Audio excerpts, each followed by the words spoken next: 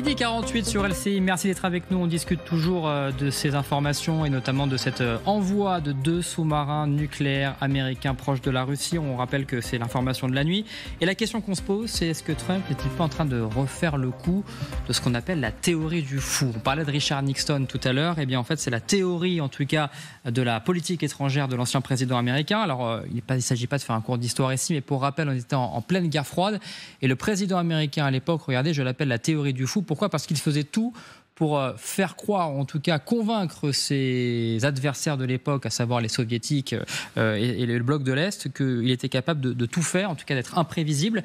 Regardez ce qu'a dit Lindsey Graham, sénateur républicain hier, proche de Donald Trump. À mes amis de Russie, le président Trump cherche la paix, pas la guerre, mais comprenez bien qu'il n'est pas Obama, il n'est pas Biden, on ne joue pas avec lui, vous surestimez votre main. On est vraiment là, général, dans cette théorie du fou, entre guillemets, cette politique étrangère de Donald Trump? Aussi avec la politique étrangère, je dirais que depuis des mois, on est quand même confronté à des tels revirements. On pouvait se poser la question de la puissance mentale de Donald Trump face aux événements, parce qu'il changeait d'avis comme de chemise. Bon, là, la théorie du fou s'adapterait parfaitement au personnage, par rapport à quelqu'un qui est très rationnel, même si c'est sa rationalité qui est Vladimir Poutine, et puis un Donald Trump qui, au fur et à mesure des jours, dit une chose, puis en dit une autre. Et finalement, jusqu'à où pourrait-il aller ? Et je crois que Graham a parfaitement raison de dire qu'il faut peut-être faire attention, parce que on a un président des États-Unis quand même assez instable dans ses jugements et ses comportements. En revanche, il y a quand même un aspect qu'il faut prendre en compte, c'est qu'un président des États-Unis ne peut pas faire n'importe quoi. Il y a quand même un contrôle, je dirais, politico-militaire. Si on parlait du nucléaire, c'était un peu le sujet initial, il ne pourrait pas utiliser une arme nucléaire, je crois, aussi facilement. Et puis je pense qu'il y a des verrous suffisamment importants pour éviter qu'on se retrouve dans un film avec l'Armageddon. Donc voilà, donc aujourd'hui, je crois qu'effectivement, c'est quelqu'un qui peut instaurer l'instabilité de la réflexion chez son adversaire. Donc Vladimir Poutine doit prendre en compte cette dimension, bien que, vu ce que j'ai dit tout à l'heure, je pense qu'il n'a pas fait d'analyse psychologique du président des États-Unis, et que les comportements et les refus de prendre la main qui étaient tendus à un moment donné, ce qu'il n'a pas fait en ne prenant justement pas en compte le facteur psychologique du président des États-Unis, a fait faire des erreurs. Et montre bien que d'un autre côté, il ne prend pas en compte cette dimension. Alors, la théorie du fou, c'est bien pour nous. Ça permet de nous expliquer des choses en disant, bah oui, ça s'est fait avant, on recommence. Mais est-ce que ça fait quelque chose sur Vladimir Poutine ? Et je crains que justement Vladimir Poutine ne tienne absolument pas compte de cette théorie du fou. Arthur Königsberg, est-ce que Vladimir Poutine se dit dans la tête potentiellement que Donald Trump est imprévisible ? En tout cas, ce qui sort de la presse, qui s'informe directement auprès du Kremlin, c'est qu'il est plutôt défini comme émotif, entre guillemets, et influençable.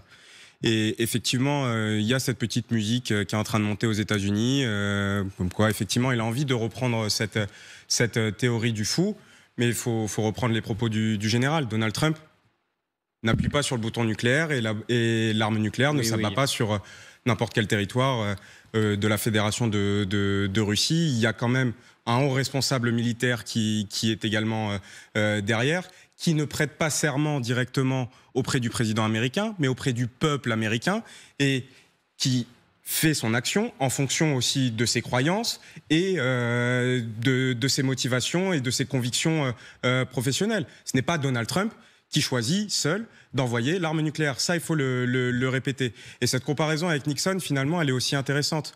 Parce que Nixon, il était autrement entouré que Donald Trump. Auprès de Nixon, il y avait des intellectuels, des diplomates de la hauteur d'un Kissinger. Aujourd'hui, il est où le Kissinger dans cette administration américaine ? Donc ça aussi, c'est assez inquiétant quand on regarde cette administration. Est-ce que ça ne le rend pas de plus en plus imprévisible, justement ? Si, mais c'est ça qu'il a aussi envie d'entretenir. Et ça, c'est pas un mal non plus dans ce qu'on appelle l'ambiguïté stratégique sur le plan du nucléaire. Je ne sais pas si la théorie du fou s'applique sur le nucléaire, mais en tout cas, le fait d'être très imprévisible, oui, c'est assez marquant. Et il y a une chose qu'on peut noter dans le tweet de Graham, c'est qu'effectivement, ce n'est ni Biden ni Obama, et c'est peut-être aussi la carte qu'il a à jouer. Parce que ce sont aussi deux présidents qui n'ont peut-être pas été suffisamment fermes vis-à-vis de la Fédération de Russie, que ce soit sur le dossier du nucléaire, mais même sur le dossier militaire. Et ça, les Américains ont peut-être intérêt aussi à passer ce message.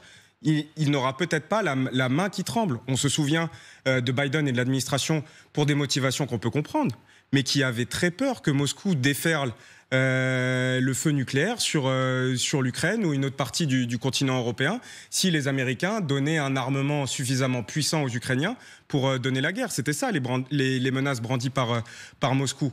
Et on sent que Trump, lui, par contre, sur le thème du soutien militaire à l'Ukraine, il ne veut pas en entendre parler d'un soutien militaire direct, mais par contre, il commence à affirmer que les menaces du nucléaire, lui, ça ne lui fait pas peur. Et donc ça, c'est peut-être un bon message envoyé au Kremlin. Caroline Tominet.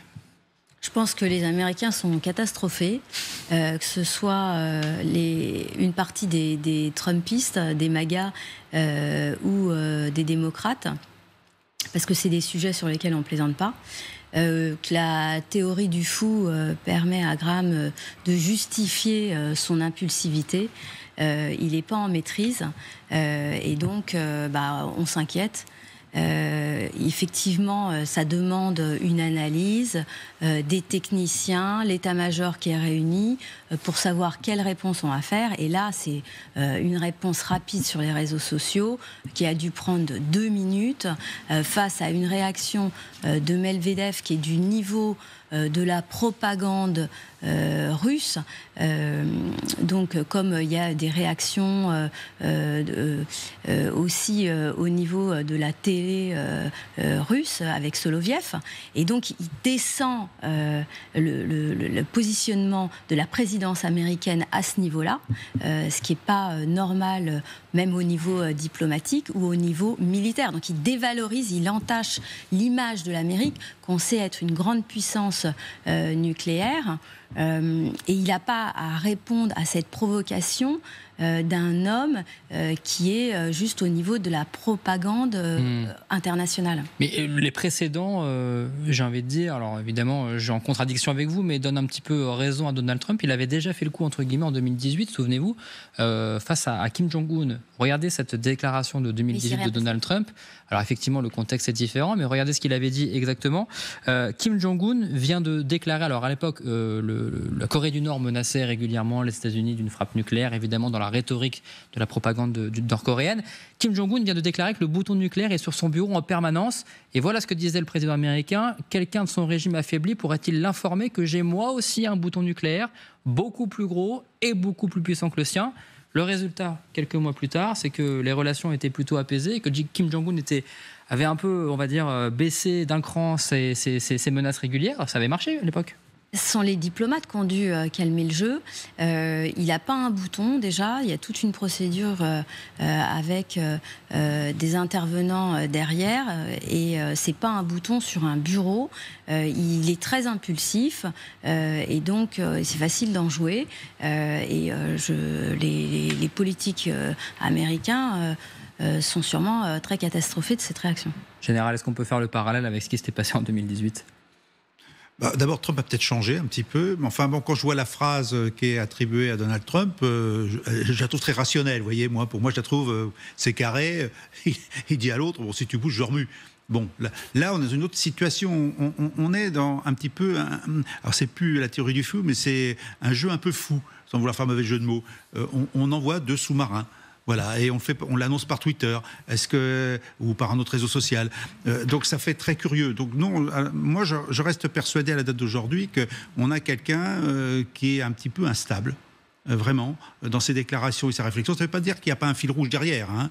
Mais il amuse la galerie, en quelque sorte, même si on ne peut pas s'amuser avec le nucléaire, avec des déclarations un petit peu à l'emporte-pièce.